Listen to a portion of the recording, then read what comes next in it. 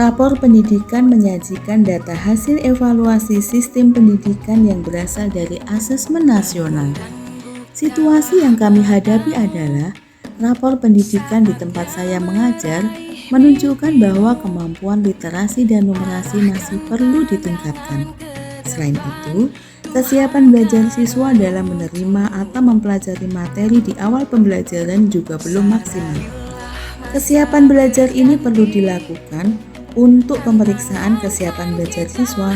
Selain itu, juga untuk mengukur apakah siswa itu tadi di kelas masih belajar secara abstrak atau konflik, suka belajar sendiri, atau senang berkelompok. Tantangan yang kami hadapi adalah melakukan refleksi dan perencanaan yang tentunya berbasis pada data untuk terus meningkatkan kualitas pembelajaran. Hal ini membuat saya dan rekan guru di sekolah kami untuk melakukan identifikasi, refleksi, dan membenahi rencana pembelajaran yang sesuai dengan rekomendasi dengan memperhatikan kebutuhan dan karakteristik siswa.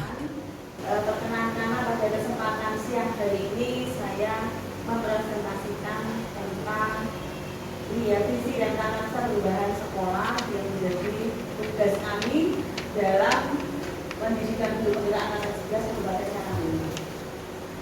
Bapak Ibu yang saya hormati, bahwa seperti yang kita ketahui ketika kita masih kecil dulu, pasti semuanya punya cita-cita. Pasti semuanya punya harapan, itu pasti.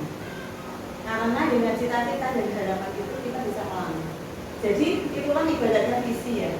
Visi itu tidak hanya sekedar impian, tetapi representasi dari aspirasi yang menginspirasi kita untuk mencapai tujuan yang besar. Jadi nomor 1, kita percaya bahwa murid adalah masa depan.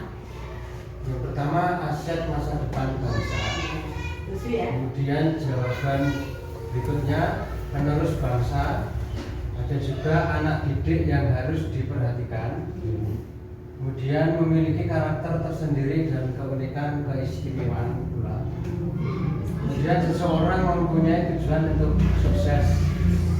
Dan juga murid adalah generasi penerus bangsa yang memiliki keunikan karakter yang harus dituntun sesuai kodratnya. Berprestasi, ada yang merdeka belajar, berwawasan lingkungan, terampil, kemudian ada integritas, kemudian berkarakter profil pelajar Pancasila. Karena seperti yang disampaikan, peserta didik yang cerdas, terampil, berkarakter profil pelajar Pancasila, dan berwawasan lingkungan hidup. Jadi seperti yang visi yang sekarang ada atau visi yang kemarin ada, kira-kira sudah sesuai apa belum ya? Wujudnya peserta didik yang bernalar kritis dan berbudaya melalui ragam literasi fisik sekolah.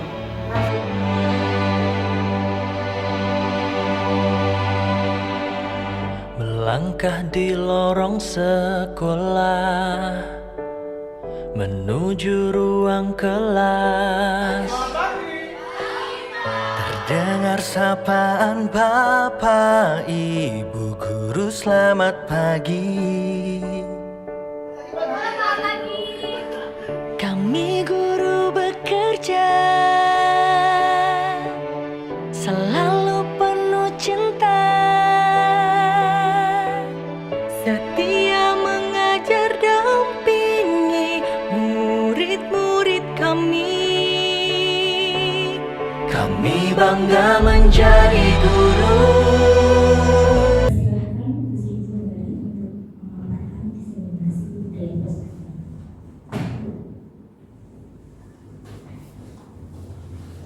Sebelumnya, terima kasih untuk Ibu Sani Ningsih yang telah membawakan acara pada siang hari ini. Sebelumnya, Assalamualaikum warahmatullahi wabarakatuh. Waalaikumsalam. Yang pertama yang kami hormati Bapak Pungkas Tunggal Prasojo SD selaku Kepala Sekolah SD Negeri 2 Cangaan. Yang kami hormati Bapak Ibu, staf dan teknik dan guru di SD Negeri 2 Cangaan yang berbahagia pada siang hari ini. Mohon izin untuk siang hari ini saya sebagai CGP Angkatan 11 dari Kabupaten Karanganyar mempresentasikan atau mendiseminasikan materi budaya positif. Saya selaku dari CIP angkatan 11 akan memulai dari diseminasi budaya positif. Bapak Ibu yang kami hormati, bahwa konsep inti dari budaya positif mungkin panjenengan semuanya sudah sudah memahami selama ini, bahwa ruang lingkup dari budaya positif ini adalah tentang perubahan paradigma belajar, kemudian disiplin positif, kemudian nilai-nilai kebajikan, kebutuhan dasar manusia, motivasi perilaku manusia, kemudian di sini ada posisi kontrol guru, kemudian ada keyakinan kelas, dan segitiga restitusi.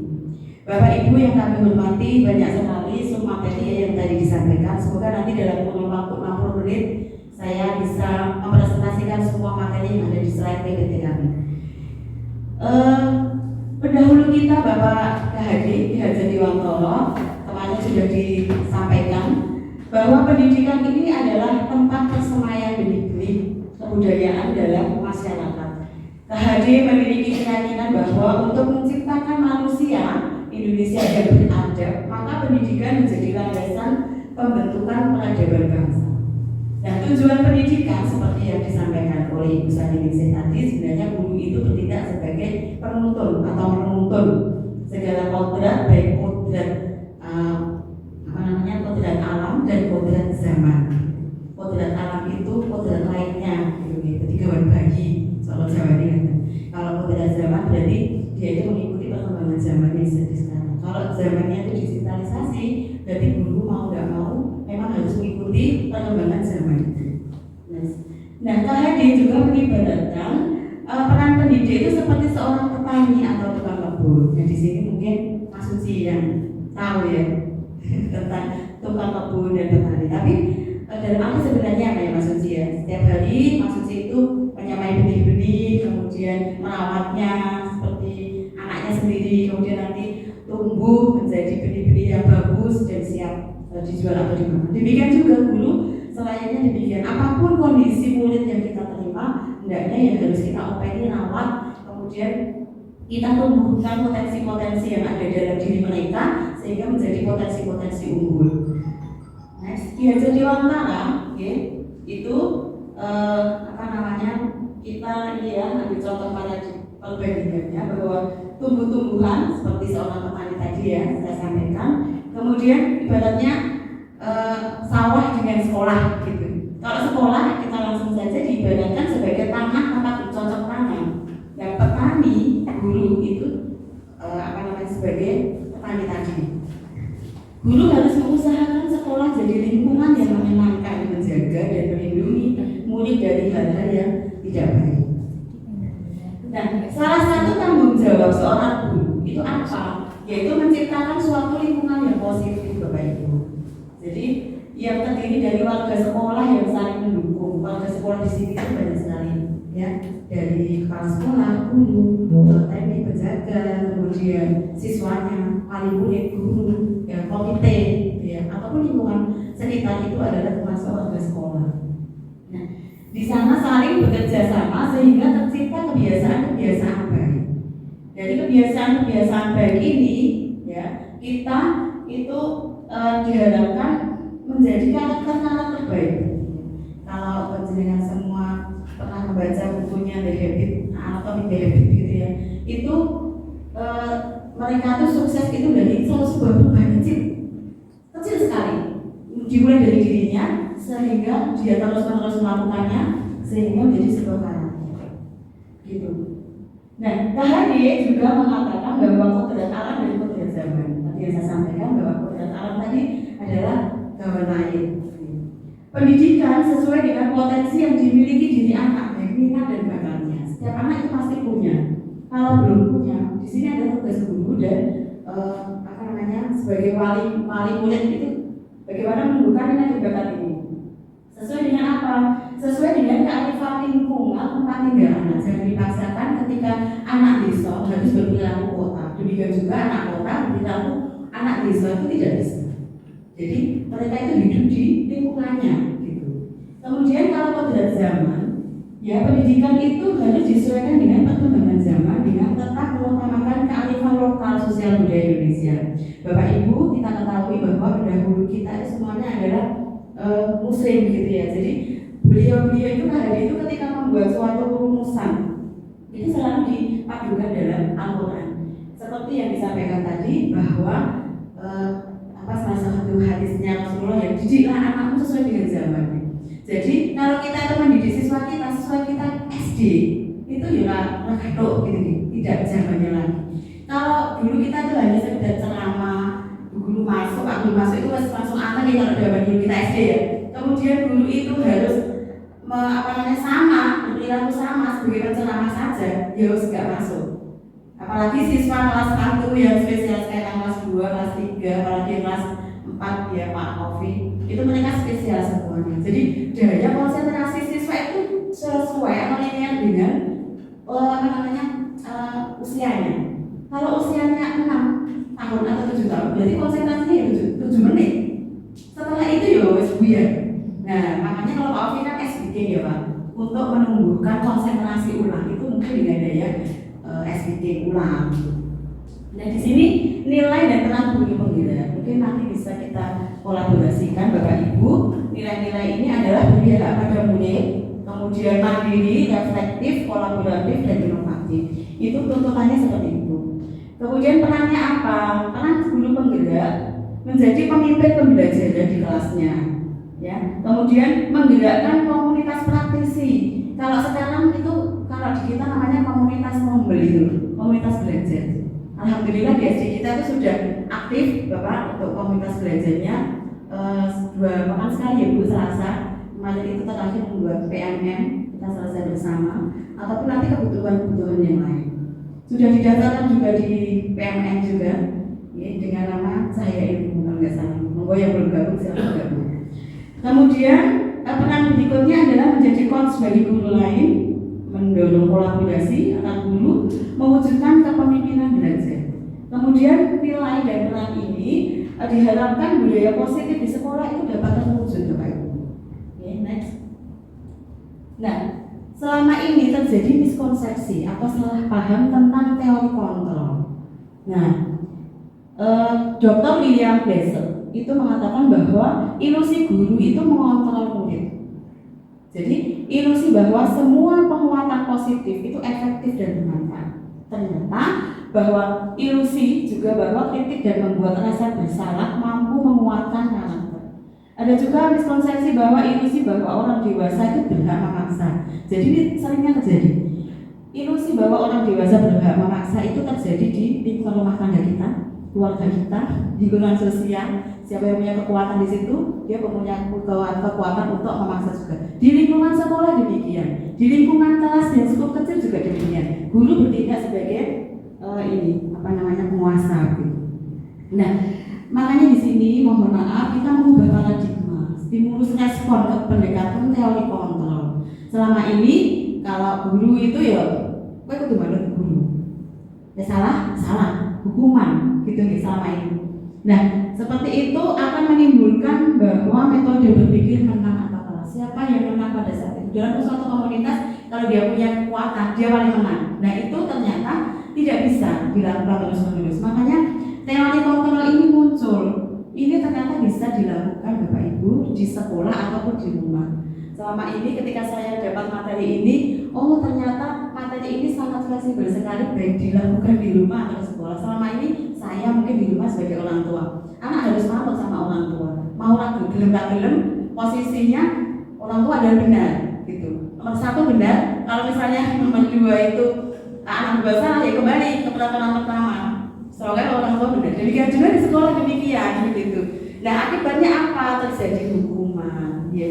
Sesuatu yang tidak disukai. Nah itu mengakibatkan sesuatu yang buruk dalam diri anak. Ketika siswa dia merasa baik benar, guru tidak mencari dulu penyebabnya. Orang-orang ada konflik ya siswa semua. Nah, pokoknya nggak tahu, nggak mau tahu. Pokoknya salah. Sini semuanya guru. Nah gitu. Nah itu mohon nanti kita belajar bersama tentang teori kontrol ini agar bisa terjadi ini menang-menang dan siswa itu ada kepuasan bahwa saya itu benar kok disalahkan, jangan ada seperti itu. Lanjut. Nah, disiplin positif ini Bapak Ibu berasal dari kata disiplina, artinya belajar. Disiplin mengacu pada disiplin diri, yaitu memiliki tanggung jawab terhadap apa yang dilakukannya berdasarkan nilai-nilai yang diyakini.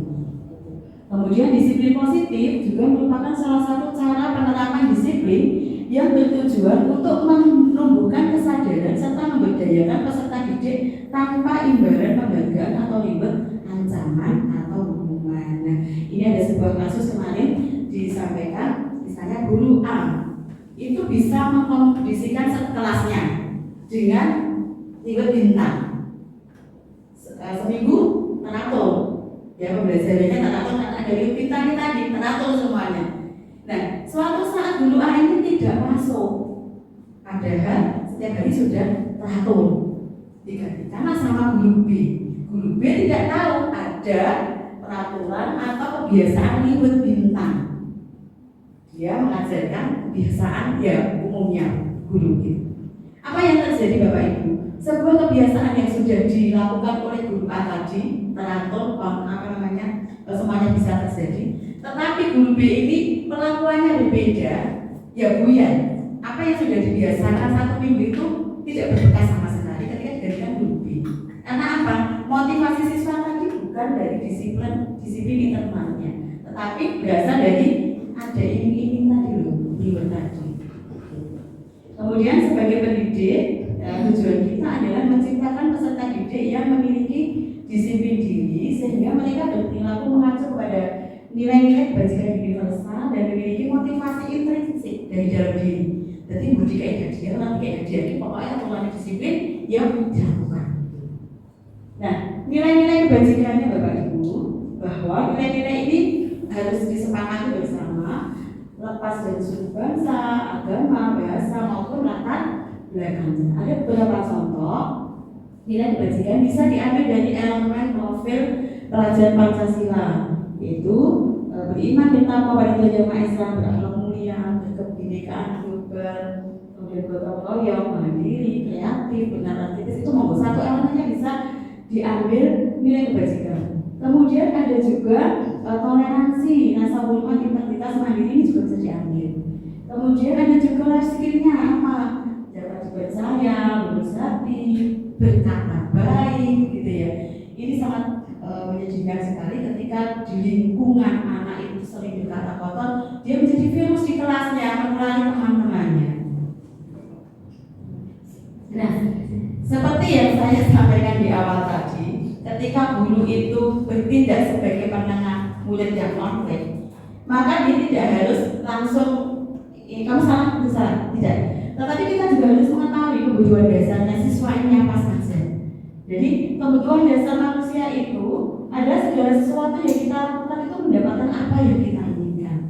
Apakah love and language, cinta dan kasih sayang, apakah kebutuhan biologis atau fisiologisnya. Esok-esok misalnya umumnya gue ini mau tidak konsentrasi, tidak mendengarkan. Kenapa? Kok tiba RW melupakan. Nah, saya setelah ini punya kebiasaan yang mungkin bisa dipakai di semuanya. Pagi itu saya absen siswa itu pakai password. Passwordnya kalau mungkin kecil ya, kalau sendiri mungkin cari cara yang lain. Passwordnya adalah saya memastikan kebutuhan dasar dari fisiologis anak itu makan kenyang, yaitu absen misalnya satu amal, udah makan belum? Password dari ini makannya apa? Tidak hanya sekedar makan, tapi makannya itu sesuai dengan 4 jam sempurna apa tidak gitu. Jadi kalau misalnya nggak mau sayur ya kita motivasi, kalau tidak ada proteinnya ya nanti besok makan ini ya, makan ini gitu. Karena ada siswa kita 2 itu boten kerso nasi Bapak. Jadi kemarin itu pas kemah atau kegiatan apa mungkin minggu jadi kasih apa dia kalau nasi itu ada yang ketakutan, ada yang nangis, ada yang muntah. Jadi itu masih jalanin. Nah, kebutuhan dasar manusia ada nih, kita hidup terkait dengan tadi. Ketika bocah itu kenyang, dia akan lebih fokus, lebih fokus, lebih optimis gitu untuk melakukan kegiatan ini. Kemudian kasih sayang dan rasa diterima, dipedulikan, berbagi, kerjasama, menjadi bagian dalam kelompok. Kemudian ada penguasaan. Mungkin ada siswa-siswa kita yang punya sikap ini, ya bingung, ya Maulana. Dia kalau misalnya diposisikan sebagai penguasa itu menjadi anteng, itu kepercayaan, harga dirinya terupdate, keinginan untuk dianggap, memimpin, berprestasi, diakui dan didengar. Kemudian ada kebebasan, mandiri, memiliki pilihan, mencoba hal-hal, mampu mengendalikan dirinya. Ada juga fun, kesenangan, ya. Ketika pusing terus, oh berarti dia butuh sesuatu yang kesenangan, main humor dan sebagainya. Dan apabila kelima kebutuhan dasar itu terpenuhi, Bapak Ibu, diharapkan bahwa semuanya itu bisa berjalan dengan lancar. Nah, ini ada 3 motivasi perilaku manusia menurut Gianni Gusen, ya. Jadi yang pertama untuk menghindari ketidaknyamanan atau hubungan, kemudian yang kedua untuk mendapatkan imbalan atau penghargaan dari orang lain, untuk menjadi orang yang mereka inginkan dan menghargai diri sendiri dengan nilai-nilai yang mereka percaya.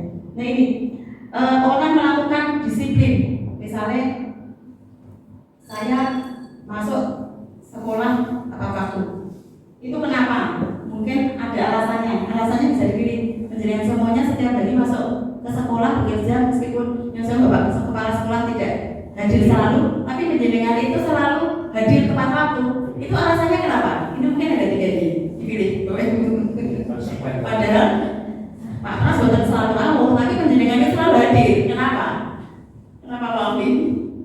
Ya ini karena ini menghindari hukuman dibuatkan masa Pak Pras sebagai menghukumnya betul ya. Tapi saya yakin penjelasan semua itu sudah ada disiplin intrinsiknya, yaitu yang nomor 3 ini menjadi orang yang mereka inginkan, menghargai diri kita sendiri.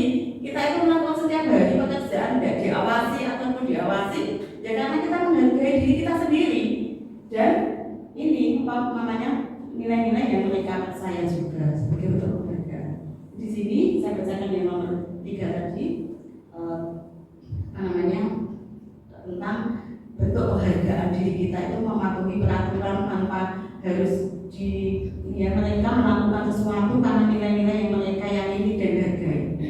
Dan mereka melakukannya karena mereka ingin menjadi orang yang melakukan nilai-nilai yang mereka yakini tersebut.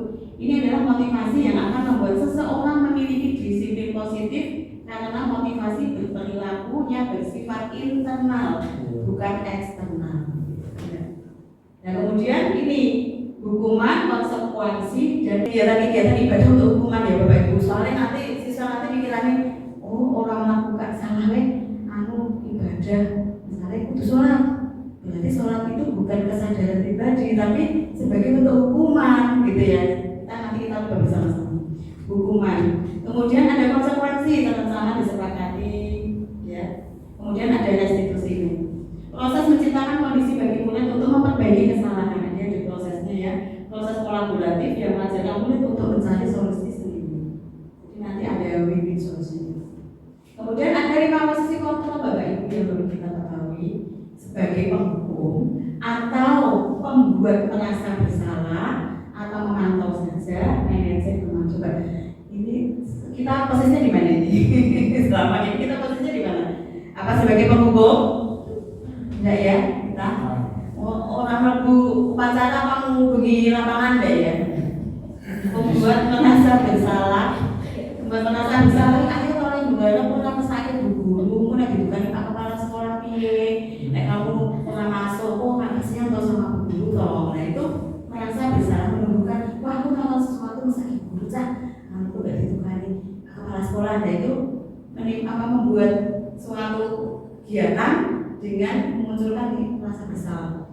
Kemudian pemantau itu setiap hari dipantau, tapi tanpa ada solusi yang sebenarnya. Kemudian sebagai teman, kita mungkin ada di sini teman ya, lebih kepada teman. Jadi memposisikan anak-anak itu yang konsoli diri, tapi tanpa solusi yang tepat. Nah seharusnya Bapak Ibu, ternyata kita itu harus di posisi yang ini manajer ini. Ya sebagai dan apa itu sebagai manajer ini? Posisi kontrol guru sebagai manajer itu ada ya, hormat neng lapangan 10 menit kelihatan gitu, atau lari eklek gitu ya, ada ya zaman dulu ya seperti itu.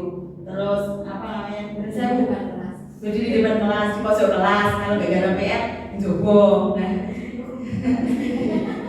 atau megang telinga, atau nah itu. Kemudian membuat merasa bersalah beberapa kali. Ibu bapak harus memberitahu kamu selalu saja mengecewakan ibu bapak. Kemudian contoh penerapan 5 posisi kontrol ini sebagai teman. Ayo dong ikuti aturan jadi sebagai teman pemantau. Kamu sudah melanggar peraturan sekolah. Kamu tahu nggak konsekuensinya? Setelah upacara kamu beri atributnya ya, operasi dan jangan diulangi lagi, itu sebagai pemantau. Kalau sebagai manajer kita berupaya mengembalikan ke siswa tentang apa? Apakah kamu tahu kesalahanmu? Kira-kira bagaimana kamu memperbaiki kesalahannya? Di posisi ini kita harus melakukan 3 tahapan sebenarnya Bapak Ibu. Namanya 3 restitusi. Yang pertama itu adalah tentang pendidikan siswa-siswa. Nah, ini adalah sebagai dasar ketika siswa itu melakukan suatu kesalahan ataupun tidak sesuai dengan keyakinan kelas yang kita buat bersama-sama, kita kembalikan posisi kontrol sebagai manajer itu berdasarkan ini. Kamu melakukan kesalahan berbentuk apa? Sesuai nggak dengan keyakinan kelas kemarin? Coba dilihat di kelasmu, dibaca itu, misalnya berkata baik ya di kelas, tapi dia misalnya berkata jorok. Nah, Mas ini coba lihat, tadi kamu berkata apa? Misalnya apa gitu ya. Terus baik tidak berkata seperti itu? Kita tanyakan. Tidak baik Bu. Berarti kamu melanggar apa? Keyakinan kelas nomor berapa? Gitu. Mau tidak kamu perbaiki? Mau. Misalnya ini ya bertanya dengan temannya, minta maaf pada temannya, terus nanti kita jangan diulangi ya. Itu posisi kontrolnya. Nah ini next saja. Nah, pembentukan keyakinan kelas. Jadi dari ini ya, dari sifat abstrak dulu, kita gambaran dulu, kemudian berupa pernyataan universal, kemudian dibuat dalam pernyataan positif. Nah, kemudian setelah itu buat kalimat yang positif yang mudah diingat anak. Ya, buat kalimat positif, misalnya, contohnya ya. Anak-anak kamu pengen menginginkan kelas itu yang bagaimana? Bersih Bu Guru, bersih. Guru, aku mau ini tidak nyontek misalnya, boleh tidak nyontek. Bu Guru, aku kepengennya orang muslim tulis orang muslim bisa. Bahkan namanya kan beda-beda. Bu Guru, kata-kata Bu Guru membuat nangis temannya, tulis seperti itu, tulis terus. Nah setelah selesai kita buat kesepakatan, dibuat kalimat positif, bersih. Berarti bersih itu bagaimana?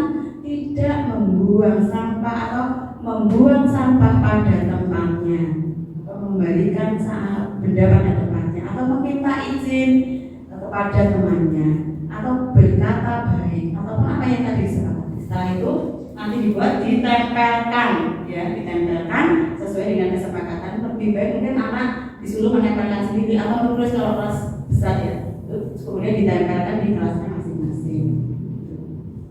Ini tentang keyakinan kelas. Nah, dari keyakinan kelas tadi kita kembali ke segitiga restitusi. Ada 3 langkah ketika seorang guru itu menjadi posisi manajer. Ada 3 langkah yang harus dilakukan. Yang kedua, validasi tindakan yang salah. Setelah itu menanyakan keyakinan tentang yang nah, validasi tindakan yang salah itu apa? Ya mungkin nanti kalau ini kecil-kecil bisa dilihat tentang yang saya sampaikan. Kalau segitiga restitusi tadi, ya nanti untuk pelaksanaannya nanti bisa bersama-sama Bapak Ibu. Mungkin nanti untuk membuat keyakinan kelas bisa saya mendampingi, atau Bu Sari yang angkatan 9 itu juga bisa mendampingi. Biar nanti ada nilai-nilai kebajikan yang timbul dari keyakinan itu tadi. Tadi tempel itu nanti ada nilai-nilai kebajikan yang tadi, yang banyak tadi itu anak-anak memahami kebajikan universal yang dibuat di keyakinan kelas. Mungkin semuanya sudah buat ya. Bapak Ibu yang naik kelas ya. Kalau saya itu nanti bisa dijawab. Mantan ada pertanyaan buat Bapak Ibu? Sama ya.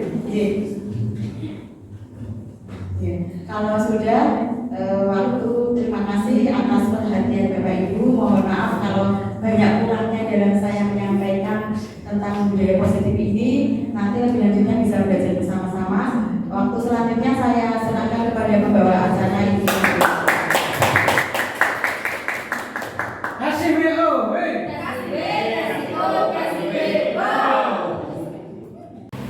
Assalamualaikum warahmatullahi wabarakatuh.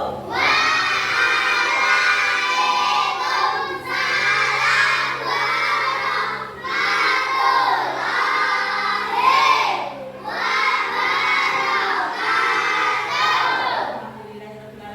Bagaimana kabarnya pagi hari ini? Alhamdulillahirrahmanirrahim. Anak-anak, hari ini guru mau ajak kalian untuk belajar namanya keyakinan kelas. Apa? Masakah menginginkan kelas yang bersih? Bersih. Ya, kemudian apa lagi? Lingkungan yang bersih, hampir sama ya dengan masakan tadi. Bersih. Nyaman katanya, nyaman. Dulu tulis dulu, nyaman. Apalagi? Tidak ada kotoran? Tidak ada kotoran, boleh. Nanti kita gabung-gabungkan ya. Tidak ada kotoran katanya. Tidak ada kotoran. Sama ya? Sama. Dengan temannya kira-kira harus bagaimana? Dengan temanmu kira-kira harus bagaimana? Apa? Tolong menolong, baik, rukun. Oke, guru tulis ya. Apa tadi? Saling tolong menolong. Saling tolong menolong. Kemudian rukun. Apalagi? Baik katanya tadi ya. Iya, baik. Ada lagi? Baik. Baik, silakan ya. Saling menghargai. Oke. Banyak sekali. Kemudian tidak boleh menyontek dulu. Tidak boleh menyontek. Apalagi? Baik, sudah. Tidak boleh sombong. Boleh, tidak boleh sombong. Nanti kita ini pilih ya. Tidak boleh sombong katanya. Masakan. Terus apa lagi? Ya, itu tadi. Nah, anak-anak, keyakinan kelas ini kalian yang menyepakati, yang membuat. Nanti kita pilih yang kiranya jadikan aturan di kelas kita. Oke? Dan keyakinan ini merupakan kesepakatan dari kalian semua. Nah, agar nantinya kalian itu belajar itu nyaman, rukun, saling menyayangi, menghargai. Jadi anak yang pintar, anak yang hebat, akhirnya menjadi anak seperti apa? Profil, pelajar, Pancasila. Siapa yang masih bisa menyanyikan lagu Profil Pelajar Pancasila? Yuk kita menyanyikan lagu Profil Pelajar Pancasila ya. 1, 2, 3. Pelajar Pancasila. Beriman dan bertakwa pada Tuhan Yang Esa dan berakhlak mulia. Berkegiatan lurah, gotong royong mandiri.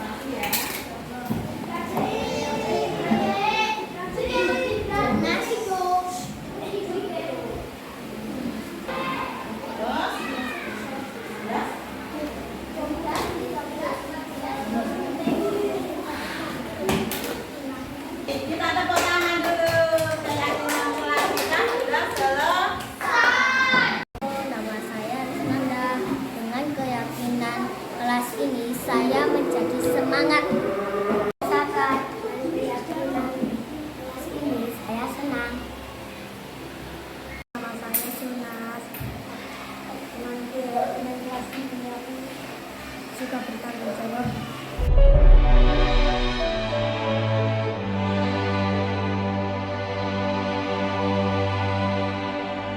Melangkah di lorong sekolah menuju ruang kelas, terdengar sapaan Bapak. Assalamualaikum warahmatullahi wabarakatuh. Saya Siamtini, salah satu pengajar di SDN 02 Cangaan, Karanganyar. Setelah mengikuti diseminasi budaya positif, saya semakin paham bahwa sebagai guru sebaiknya menuntun peserta didik sesuai dengan kodratnya, mengaplikasikan nilai-nilai kebajikan dalam budaya sekolah, dan sebagai guru sebaiknya menerapkan diri pada posisi kontrol sebagai manajer, serta ketika menyelesaikan masalah menerapkan segitiga restitusi, dengan harapan dapat membentuk murid yang berkarakter baik, berkarakter profil pelajar Pancasila. Semangat, kami bangga menjadi guru.